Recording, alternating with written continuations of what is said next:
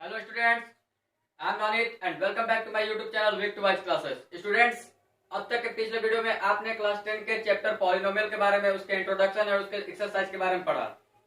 आज के इस वीडियो में क्लास 10 के चैप्टर 3 जो कि pairs of linear equation in two variable है उसके बारे में स्टडी करेंगे, उसके इंट्रोडक्शन को देखेंगे, उसके में कैसे ग्राफ्स हैं, उसके कैसे इक्वेशंस हैं, उसके बारे में सोल्व करेंगे। तो स्टूडेंट्स, आज के इस वीडियो को स्टार्ट करने से पहले इस चैनल पर जो भी नए हैं इस चैनल को सब्सक्राइब कर ले, साथ ही साथ बेल आइकन को प्रेस कर ले जिससे उनको आने वाले हर लेटेस्ट वीडियो का अपडेट मिलते रहे। और वीडियो को ज्यादा से ज्यादा शेयर करें, लाइक करें एंड सब्सक्राइब करें। तो चलिए स्टूडेंट्स, आज के वीडियो पर चलते हैं। आज का आपका चैप्टर 3 है क्लास 10 का, pairs of linear equation in two variable. Pairs of linear equation in two variable. देखिए आपका क्या लिखा हुआ है, pairs of linear equation in two variable. Linear equation that means वैसा इक्वेशन जिसमें power of variable single one होंगे and it consist two variable that is whether it is x y mn pq and also it is written here pairs means you have given two pairs of linear equation for finding the value of their variable. By single equation you cannot find the value of that variable.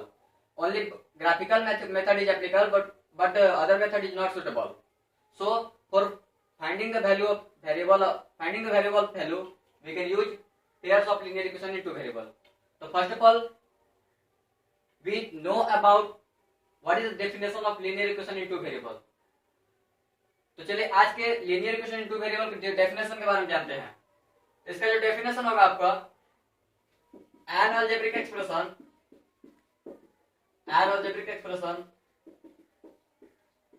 which can be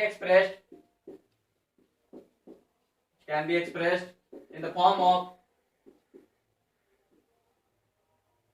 x plus by plus c equal to 0 where a, b, c are real number and a does not equal to 0, b does not equal to 0. An algebraic expression which can be expressed in the form of ax plus by plus c is equal to 0 where a, b, c are real number and a does not equal to 0, b does not equal to 0.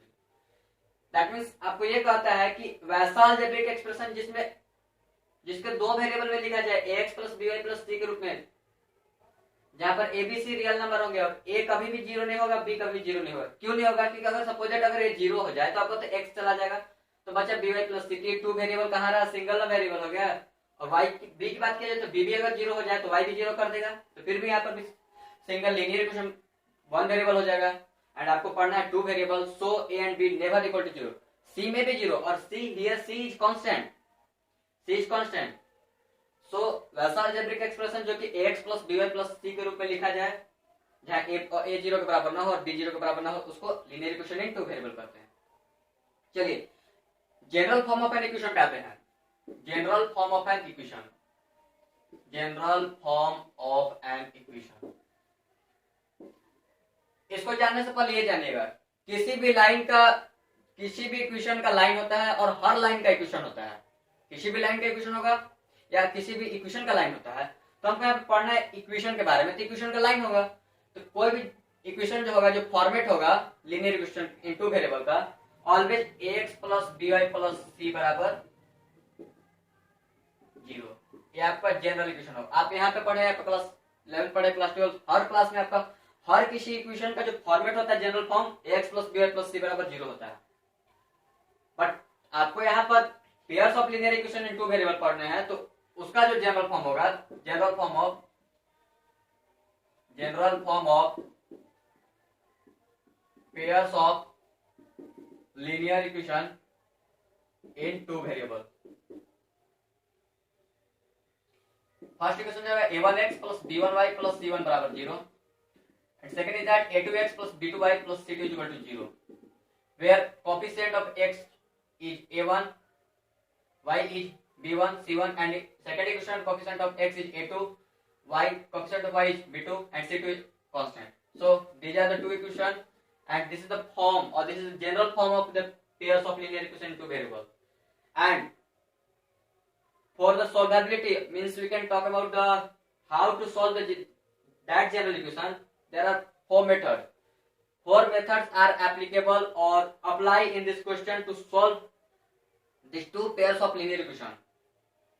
तो चलिए उसको आगे बताने से पहले pause the video to write it down and move towards forward.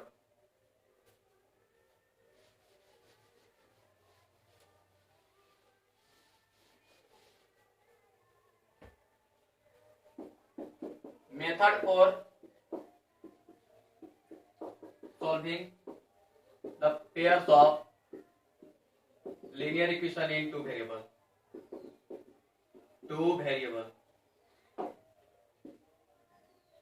First method is that graphical method.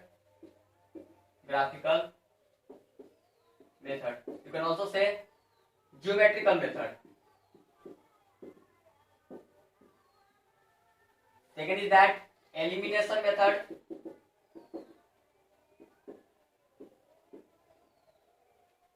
Third one is that substitution method.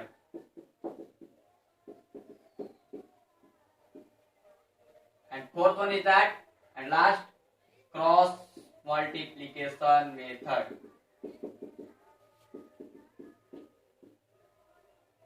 These are the four methods by which you can apply in the general form of pair of linear equation in two variable for their solvability. तो एक करके आगे के video में पढ़ेंगे, इसको write down कर लीजिए और आगे के टॉपिक पे चलते हैं.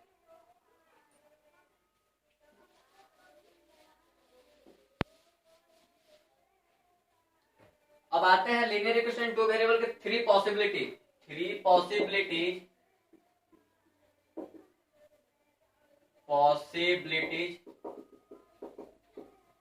Of linear equation two variable.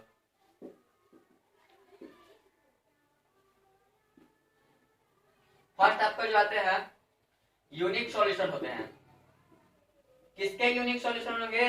Equation का लाइन बनेगा. लाइन जो है कि तीन तरीके से रिप्रेजेंट करेगा, या तो यूनिक या तो infinite solution, and third one is that parallel solution. So no solution. Unique solution is what? The a1 by a2 does not equal to b1 by b2. And what is this two term? It will come from the general form of linear equation two variable. यदि पहले equation का और दूसरे equation का ratio निकाला जाए a1 by a2 और b1 by b2 ना ही बराबर हो तो यूनिक सॉल्यूशन देगा. दैट मींस सिंगल वैल्यू आएंगे x एंड y के. Second one is that infinite many solution. इसमें क्या होंगे कि a1 by a2 equal to b1 by b2 equal to c1 by c2 होंगे. And third one is that no solution. तो क्या होंगे कि a1 by a2 equal to b1 by b2 होंगे but does not equal to c1 by c2 होंगे. These are the three conditions for the solution of the linear equation two variable. And what will be their graphs? इसके graph कैसे होंगे? तो graph तो इसके आपके लिख दे रहे हैं और इसके ग्राफ जो होंगे ब्रैकेट में आपके लिख दे रहे हैं. यहाँ पे इसका इंटरसेक्टिंग ग्राफ बनेगा. मींस लाइंस जो होंगे कि इंटरसेक्ट करेंगे एट अ पॉइंट पे. इंटरसेक्टिंग इसका कोइंसाइड हो जाएगा या कोई इंसिडेंट कर सकते हैं. एंड इसके पैरेलल ग्राफ जाएंगे. ग्राफिकल कोई पूछे कि what will be the graphs of the unique solution, the intersecting, infinite solution, coincidence, and for no solution there will the graph will be parallel. Next topic is that consistency and inconsistency of a line of equation. Consistency means what? Consistency means किसी भी equation का कुछ न कुछ solution होगा, whether it is intersecting or maybe infinite many solution. तो consistency and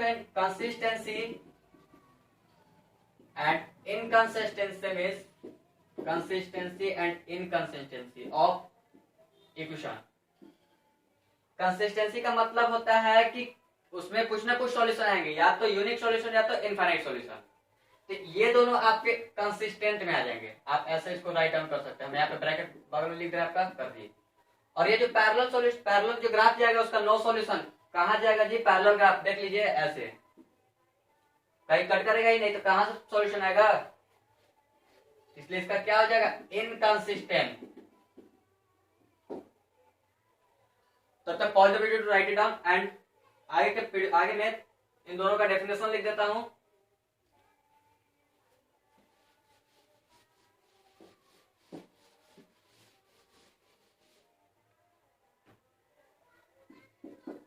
consistency. In this condition, the equation will give some certain value of variable, whether it is intersecting और coincident. ये आपका ये हो गया. And second one is that inconsistency. In this condition, the equation will not give any certain value of variable in equation. इसमें कुछ ना कुछ वैल्यू देंगे, इसमें वैल्यू नहीं देंगे. नेक्स्ट जो पॉसिबिलिटीज है उसको मैं क्लियर करके लिख देता हूं. Possibility of linear equation into variable. Possibility of pairs of linear equation into variable. ऐसा कंडीशन लिख देते हैं तीनों. First one is that a1 upon a2 does not equal to b1 by b2. इसमें अलजेब्रिकल लिख देते हैं, अलजेब्रिकल मेथड से, और ये ग्राफिकल मेथड से. स्टूडेंट्स आपको इससे बेनिफिट होंगे जो लर्न करने में. a1 by a2 does not equal to b1 by b2, तो इसका जो सॉल्यूशन होगा यूनिक सॉल्यूशन होगा. Keep it in mind. And the graphs will be intersecting at a point. Intersect at a point, या फिर intersecting भी आप लिख सकते हैं.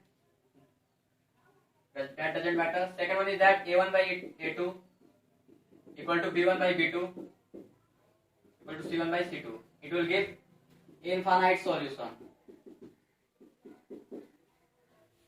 And graphs will be coincident. Third one is that a1 by a2 b1 equal to b1 by b2 does not equal to c1 by c2. It has no solution. A graph become parallel. So ये रहे आपके introduction of chapter 3. And आगे जो चल करके जितने भी exercises से रिलेटेड मैं उसके इंट्रोडक्शन को बनाऊंगा एंड उसके एक्सरसाइजेस को सॉल्व करूंगा. तब तक इस चैप्टर 3 के इंट्रोडक्शन को राइट डाउन कीजिए and watch the video to till it. And those students who are new in this channel, please they may subscribe this channel for the and press the bell icon for the latest update, and share the video and like the video and watch the video to till end, and thank you.